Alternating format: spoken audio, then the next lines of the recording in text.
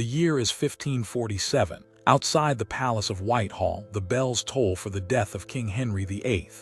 The official story is one of glorious, if brutal, reign. A king who shaped nations, created the Church of England, and secured the Tudor dynasty. That is the history they taught you. That is the beautiful, gilded lie. What they hide is the secret medical horror that consumed him. This is not a story about politics or religion. This is a terrifying, forensic dive into the pathology of a monster. By the time of his death, Henry VIII was a 400-pound immobile mass of flesh trapped in his own decay. But the true horror wasn't his weight. It was the perpetually weeping, festering wound on his thigh, an infection so deep it was eating away at his bone. This wound was not merely a physical ailment. It was the source of a systemic poison that corrupted his blood, inflamed his brain, and drove his infamous, murderous rage. For years, historians have debated the cause of his madness. Was it simply unchecked tyranny? Was it syphilis? We have uncovered forgotten medical notes and terrifying court whispers that point to something far worse. A confluence of agonizing, chronic diseases and a debilitating brain injury that turned the handsome Renaissance prince into a paranoid, unpredictable killer. His own body became the instrument of his downfall and the source of his monstrous actions. Every execution, every betrayal, every political blunder in his later life can be traced back to the unbearable, never-ending, throbbing agony radiating from a single, putrefying limb. The man who commanded the strongest navy in the world could not command the infection in his own thigh. But there is one chilling, specific detail in the medical records: a barbaric procedure performed in secret. That proves his final, most terrifying acts were the result of a mind poisoned by doctors, not just by power. This is the ultimate hidden truth of the Tudor era. Don't touch that dial.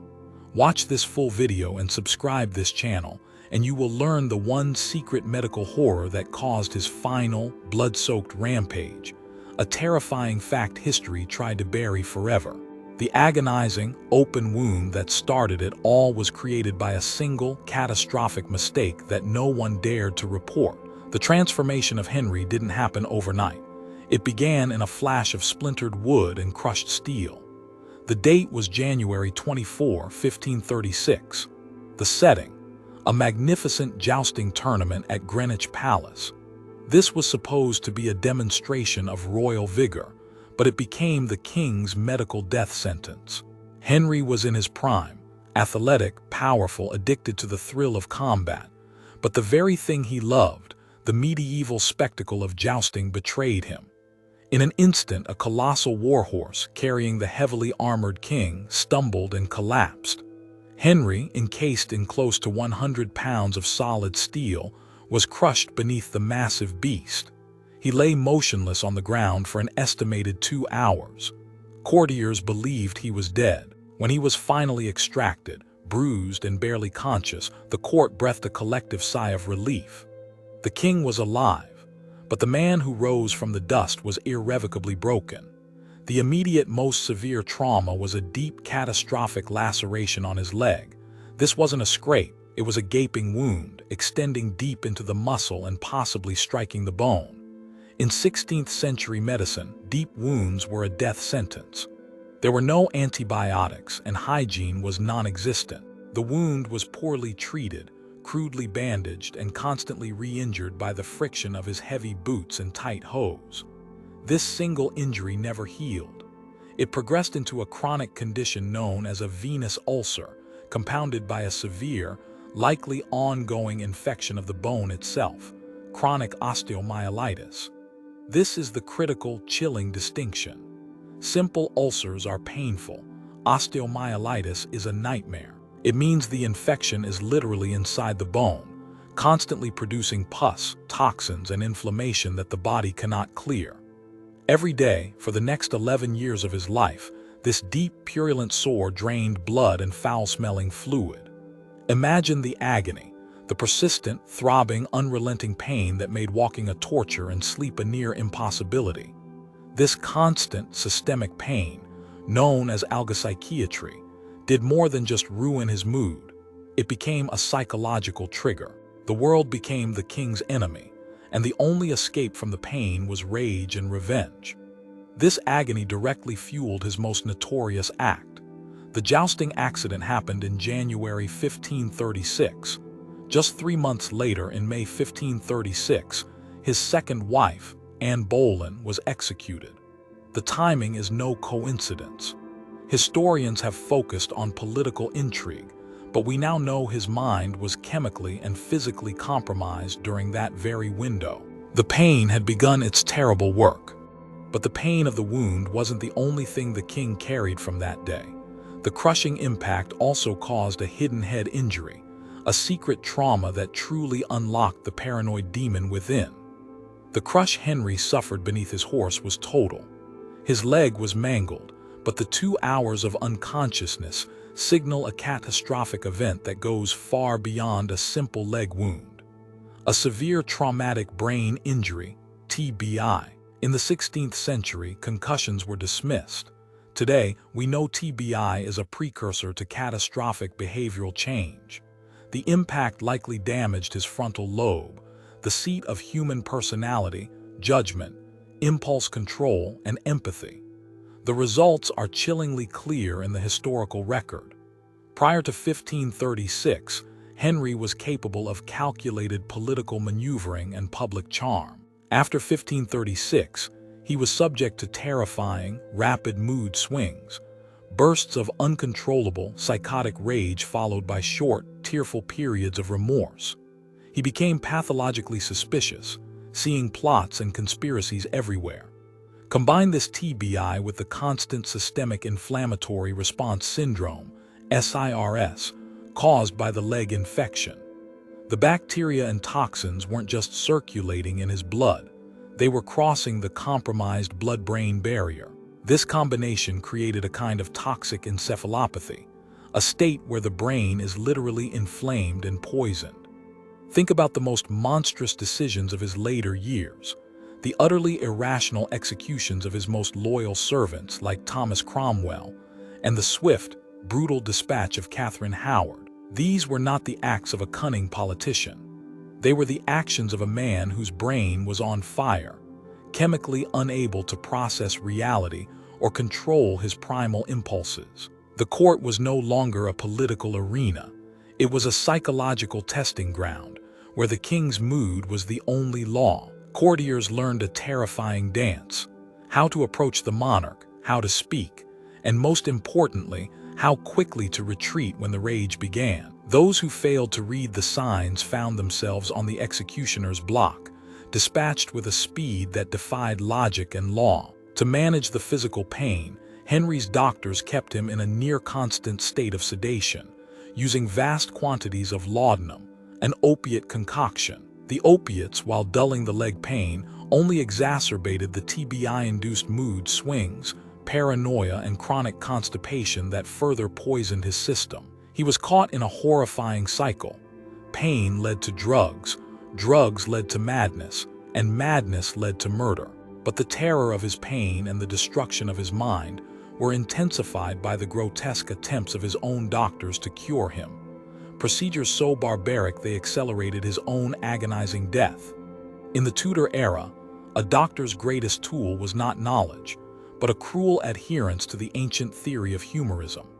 When Henry's leg ulcer persisted, his physicians, men of high intellect but dangerous ignorance, concluded that the king's body was dangerously imbalanced. There was an excess of corrupting, venomous humors trapped in the leg, and these humors had to be purged. This belief led to a regime of constant, agonizing medical torture. First, bleeding. Henry was bled repeatedly, pints of blood removed to rebalance the humors.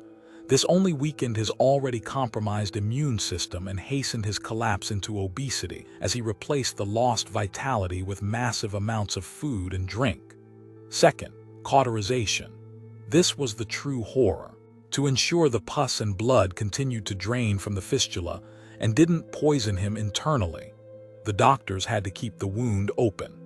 They achieved this by packing the ulcers with caustic chemicals, or more horrifyingly, using white-hot cautery irons to burn the edges of the infected flesh. Imagine the scene: the king, screaming in the depths of his palace, the smell of burning flesh and putrefaction filling the royal chambers. This was not a one-time operation. This was a recurring, agonizing treatment designed to keep him in a state of perpetually fresh, secondary burn wounds. This barbarity created a feedback loop of unimaginable suffering. The pain from the original ulcer was constantly refreshed by the pain of the burns. The burns introduced new paths for infection, requiring more opiates, which fueled more paranoia. The royal physicians, in their desperate attempts to save the king, were in fact performing a slow-motion execution by torture. The king's final weight gain, estimated at over 400 pounds, was not just overeating. It was a complete metabolic collapse, exacerbated by the constant infection and immobility. His body was failing, and the stench was so profound that even the most hardened courtiers would gag, having to step back the moment the king was wheeled in. And yet, the doctor's ultimate desperation led to a secret and truly dark historical discovery. The king may have suffered from a genetic curse that haunted the entire Tudor line, a curse that explained not just his madness but the terrifying instability of his children. The final chilling medical secret links Henry VIII madness to his children's catastrophic failures, the madness gene of the Tudor dynasty. The story of Henry VIII's final monstrous years isn't just about him. It's about his legacy, the instability, the paranoia, and the tragic fate of his children. Mary I, Bloody Mary, and Elizabeth I must be viewed through the prism of his medical breakdown.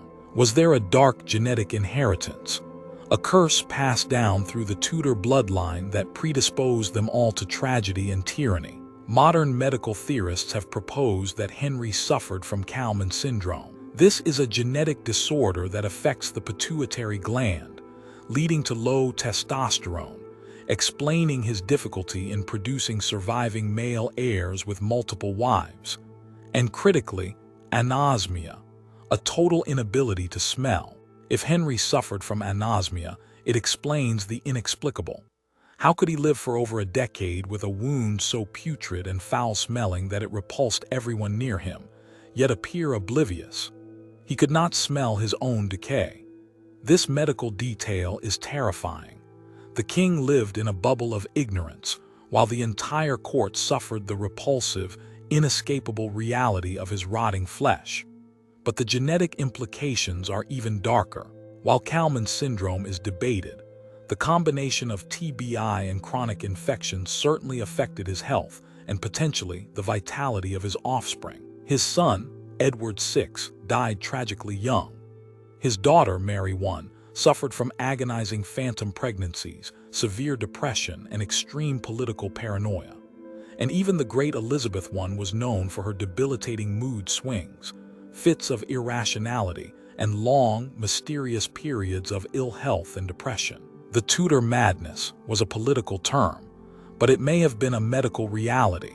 Henry's catastrophic reign may have been the most extreme symptom of a fundamental, terrifying instability in the Tudor genetic code, exacerbated by his injuries and medieval medical abuse.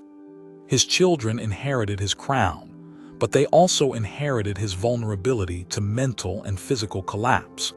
We have traced the decay from the jousting field to the family crypt, but the deepest, most shocking secret of Henry VIII is buried in the final, forgotten moments of his death. The next 5 blocks will reveal the terrifying moment his coffin burst open, the literal climax of the decay, and the long-lost confession of a witness who saw the king's horrifying final moments. By late 1546, the king's survival was a miracle of medieval obstinacy, not medicine. His heart was failing, his kidneys were overwhelmed by toxins, and his breathing was labored, a direct result of his gargantuan weight and the chronic infection that had now consumed his entire system.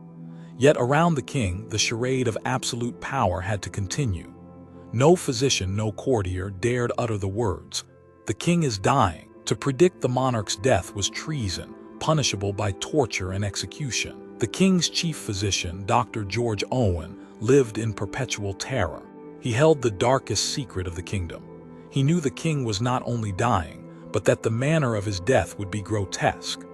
Owen's surviving notes, meticulously analyzed by modern historians, reveal a man wrestling with an impossible ethical dilemma. He was treating not a patient, but a ticking, volatile bomb of flesh and fury. Owen's final act of medical submission was to continue plying the king with the only things that brought him momentary peace: massive quantities of wine and opiates. This practice was the ultimate betrayal of his oath, but the only guarantee of his own survival. The drugs numbed the king's leg, but accelerated the collapse of his organs and further destroyed his already fragmented mind. The king was, in effect, dying of a medically induced overdose, layered upon systemic decay. The court itself became a bizarre stage play. The king was no longer moved. He was rolled on a special wheeled chair built into his apartment. The royal chambers were constantly filled with heavily scented herbs and oils, desperately trying to mask the overwhelming, putrid odor emanating from the king's wounds and his general physical failure. The guards and servants were rotated constantly. Few could endure the atmosphere for long. The king was a living infection, and his room was a sealed tomb of smell and fear. But the most profound terror for the court was not the smell, but the silence. The silence of the royal physicians, who knew the end was imminent but were paralyzed by fear. In this charged, silent atmosphere, a conspiracy began to form among the courtiers, a desperate plot not to save the king, but to ensure the correct political outcome after his death, involving a terrifying race against the king's final, horrifying breath. The one courtier who dared to mention the king's imminent death was rewarded not with gratitude but with the terrifying prospect of the Tower. January 27, 1547. The king lay dying, barely conscious, barely breathing. The silence in the royal apartments was not respectful, it was suffocating. Every breath Henry took was a sign of the immense, terrifying power he still possessed. Every gasp was a political earthquake. But outside the chamber, men of power, especially the Earl of Hertford, Edward Seymour, were not waiting. They were planning. The single greatest danger in a monarchy is the gap between the moment the king dies and the moment his successor is proclaimed. This void is where coups happen, where dynasties fall, and where blood is spilled. Hertford and his allies knew they had to control this moment to secure the regency for Henry's young son, Edward VI, and seize ultimate power for themselves. The challenge was communicating the king's death. They couldn't rely on the terrified physicians. The risk of treason was too high. They needed a witness. A brave or perhaps foolish soul was needed to cross the threshold of death and report the undeniable truth. That man was Sir Anthony Denny, a close gentleman of the chamber. As the king lapsed into a final, terrifying stupor, Denny, a devout man, summoned the Archbishop of Canterbury, Thomas Cranmer, to the king's bedside. Cranmer, a man who had survived Henry's tyranny through sheer obedience, knew the risk of being near the king in his final moments. When Cranmer arrived, Henry was speechless, barely able to move his hand. The Archbishop desperately asked the king for a sign that he trusted in God's mercy. Henry could only squeeze his hand weakly. It was a silent, profoundly unsatisfying death for a man who had roared through life. But the terror didn't end with the last breath. The political conspiracy kicked into overdrive. Hertford and his circle made a terrifying decision. They chose to suppress the king's death for 3 full days. For 72 hours, the most powerful man in England was dead, but the world was told he still lived. This terrifying political vacuum allowed the conspirators to consolidate power, sign crucial documents, and arrest their political enemies, all in the name of a king whose heart had stopped beating. But the most grotesque event was yet to come. The king's body, already rotting, reacted to this delay in a way no one could have predicted, culminating in the single most disgusting moment in Tudor funeral history. The delay was political genius, but medical catastrophe. The king died on January 28, 1547. His death was officially announced on January 31. This crucial 3-day gap, combined with the king's massive size, the advanced state of internal decay, and the warm, opulent royal chambers created a perfect, terrifying environment for post-mortem putrefaction. Henry's body was not embalmed immediately. It was sealed inside a magnificent but ultimately inadequate lead coffin.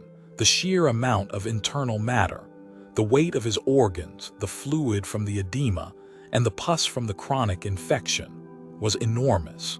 As the bacterial activity inside his massive corpse accelerated, it produced vast quantities of decomposition gases: methane, hydrogen sulfide, and carbon dioxide. These gases had nowhere to go. The result was an unprecedented, grotesque event. As the king's funeral procession rested overnight at Sion Abbey in Richmond, the sheer internal pressure became too much. The lead coffin, sealed to contain the remains, literally burst open. The ensuing scene was a horror show of medieval proportions. The gases and liquids violently escaped, splattering the floor of the chapel. According to the long-forgotten testimony of Richard Topcliffe, a courtier who was present, the escaping fluid included a vast quantity of the putrid matter that had accumulated in his body. The stench, now completely released, was said to be unimaginably foul, immediately clearing the chapel.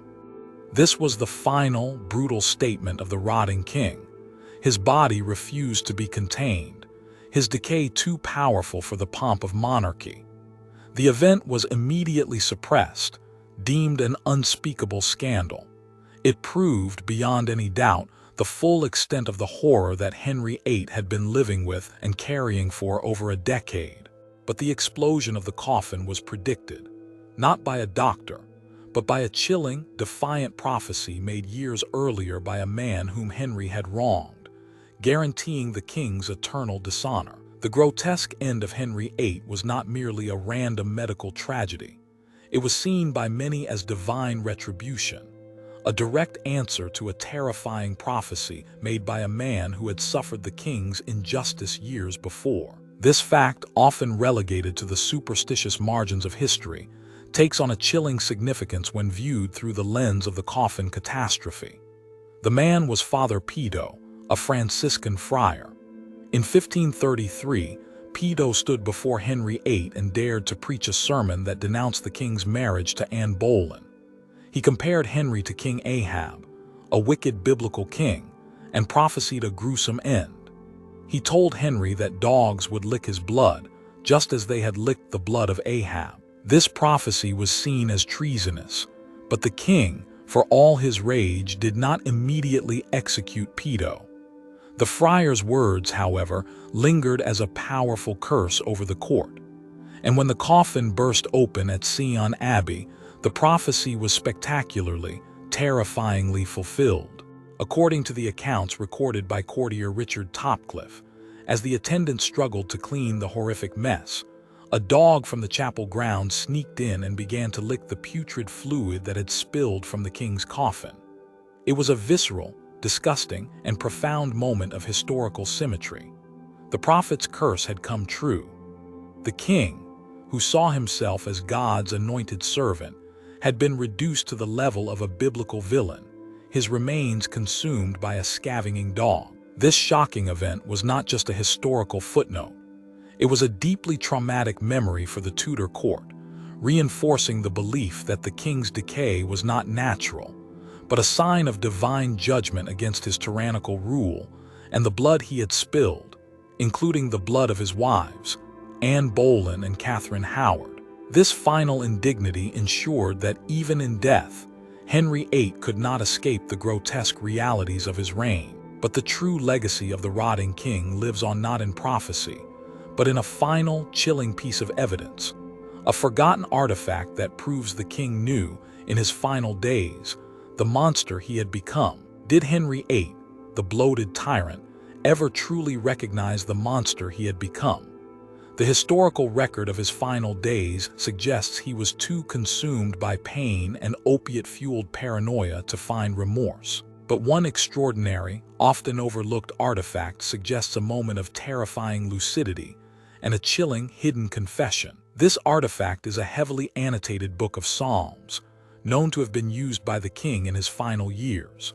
The margins are filled with his frantic, almost illegible handwriting. While most annotations are theological or political, one passage, detailing the fate of a wicked, tyrannical king, bears a marginal note that is deeply personal and horrifying. The note, barely a whisper on the page, simply reads, "I am that man." This is the ghost of the Renaissance prince, the scholar and composer, momentarily breaking through the thick fog of pain and madness. In that fleeting moment, Henry VIII saw himself not as the glorious founder of the Church of England, but as the wicked king who had destroyed his wives, slaughtered his friends, and poisoned his own kingdom with fear.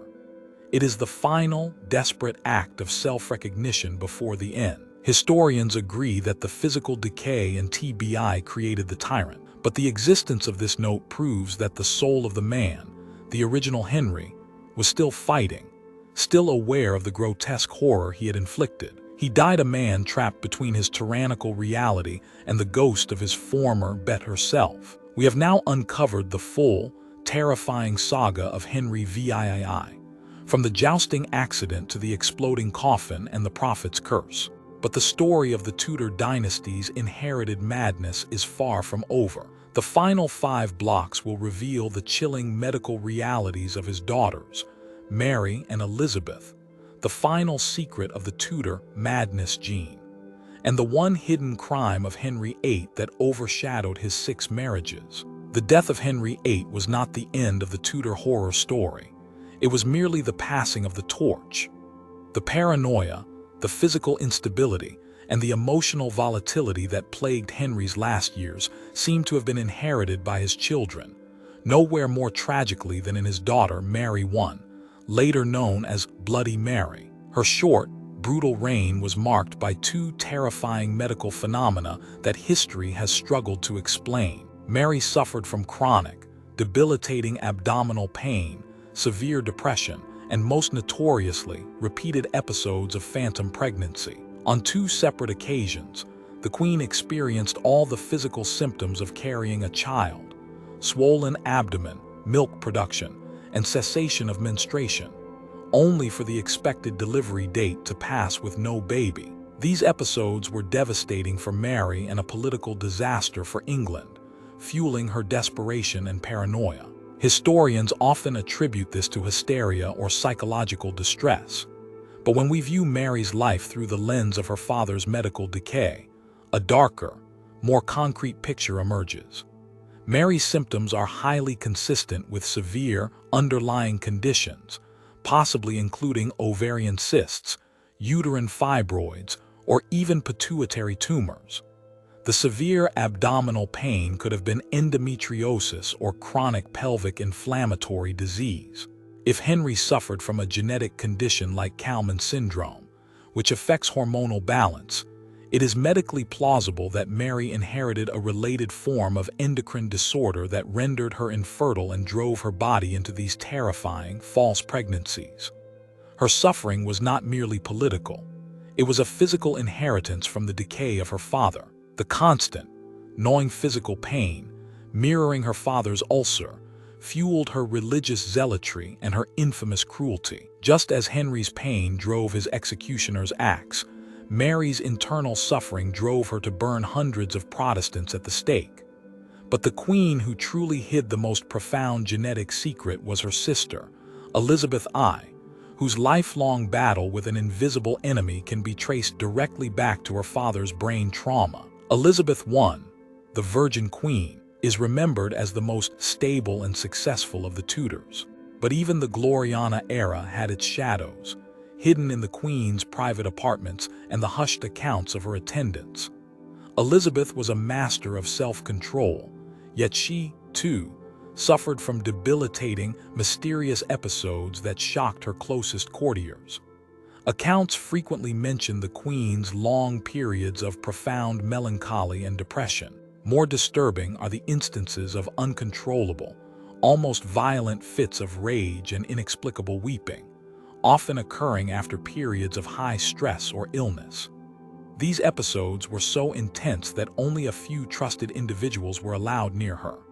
One of her physicians noted an unstable humor that affected her judgment. While not as physically debilitating as her father or sister, Elizabeth's instability suggests she inherited the same neurological vulnerability. The TBI Henry suffered in 1536 likely triggered a susceptibility to severe mood disorders that manifested differently in Elizabeth. Furthermore, her lifelong refusal to marry, often attributed to political cunning, may have been rooted in a fear of passing on the family's inherited pathology, or a more subtle, underlying hormonal imbalance, a gentler echo of the Kalman syndrome theories applied to her father. The constant, obsessive need for control that defined Elizabeth's political life, the ruthless suppression of dissent, the complex web of spies, can be seen not just as shrewd statesmanship, but as a hypervigilant defense mechanism against the inherited paranoia that consumed her father. She was constantly battling the urge to rage,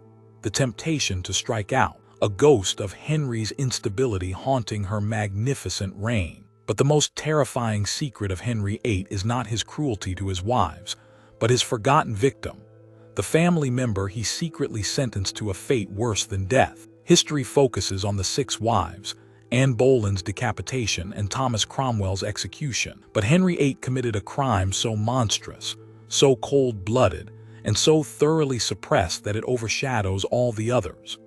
This victim was not a wife or a minister, but his own niece, Margaret Douglas, Countess of Lennox. Margaret was deeply loyal to the Catholic faith and, crucially, posed a potential dynastic threat. Henry, in his final, paranoia-fueled years, viewed any alternative claimant to the throne as a direct threat to his decaying body and his son's future. His rage was surgical and devastating. Henry did not execute Margaret. His punishment was far more insidious and cruel, slow, deliberate mental and financial torture. He stripped her of all her lands and titles, banished her from the court, and forbade anyone to aid her. She was forced to live in poverty, her status reduced to a beggar, constantly under the shadow of the executioner, yet never allowed the mercy of death. This was a living death sentence. The documentation of this slow destruction is scattered through legal records, constant fines, relentless surveillance, and the deliberate denial of medical care and financial support, driving her into a state of perpetual emotional collapse. This act demonstrates the absolute depth of Henry's cruelty, a tyrant who found more satisfaction in the long-term psychological destruction of a family member than in a swift, clean execution. It was a calculated, cold-blooded crime, fueled by the terminal paranoia of his poisoned brain. But the truth about Henry's hidden finances reveals a final, shocking betrayal that proved his obsession with money was just as sick as his obsession with power. The common narrative suggests that Henry VIII's vast expenditure on wars, palaces, and his extravagant lifestyle simply exhausted the royal coffers. That is only half the truth. The dark reality is that in his last, desperate years, Henry was engaged in a massive, systemic economic betrayal of his own kingdom and his own currency. This was the final, non-lethal but utterly devastating act of the rotting king. This secret operation was known as the Great Debasement. Henry, facing enormous debts from his foreign wars, began secretly removing precious metals, gold and silver, from the English coinage and replacing them with cheaper metals, primarily copper. The new coins were then plated with silver to hide the deception. The immediate effect was catastrophic inflation and a complete collapse of public trust in the currency. The hidden deception, however, was exposed in the most humiliating way. The silver plating would wear off quickly, revealing the base copper underneath. Because Henry's profile was stamped on the coins, his copper nose was the first thing to show through.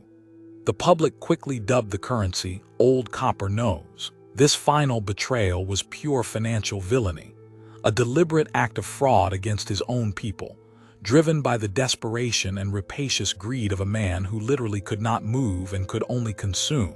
The wealth he amassed, stolen from the church in his own currency, was ultimately used to fund his doctors, his opiates, and his endless, pathetic attempts to secure a legacy that was already poisoned by his own decay. We have reached the end of Henry's reign of terror. Now, for the final, critical step, we demand answers from you. The greatest secret of Henry VIII is the one you haven't seen yet. We have unsealed the vault of atrocity. We have moved past the gilded lies of official history to uncover the horrifying truth. King Henry VIII was not merely a tyrant of ambition, but a victim of his own rotting flesh and poisoned mind. His constant agony, his untreated brain injury, the medical torture by his own doctors, and the inevitable systemic infection turned a Renaissance scholar into a monstrous, paranoid killer. We saw his decay continue in the tragic fate of his children, Mary and Elizabeth, who carried the madness gene of the Tudors. We have witnessed his final, grotesque act, the bursting of his coffin and the chilling fulfillment of the prophet's curse. This is the crown of dread, a crown forged not of gold, but of pain, putrefaction, and blood. The story of Henry VIII is the ultimate lesson in the corrupting nature of absolute power, especially when combined with absolute, unrelenting suffering. The king believed he was above the laws of God and man, but he could not escape the laws of biology and decay. We have revealed the entire horrifying truth. But now, we turn the final question to you, the audience. Henry VIII ordered the execution of his wives, slaughtered his friends, and systematically destroyed his enemies, all while suffering this unimaginable physical and psychological breakdown. If you had been a courtier in the Tudor court, watching the king's slow, agonizing, paranoid descent into monstrous tyranny, knowing he was suffering from constant, blinding pain and brain damage, would you have viewed him as a wicked, unforgivable monster, or as a terrifying, tragic figure who was slowly being murdered by his own body and the ignorance of medieval medicine? Let the world know your verdict. Drop your opinion in the comments below. Subscribe to Crown of Dread for more hidden history, and join us next time as we unearth the terrifying medical secrets of the ancient pharaohs.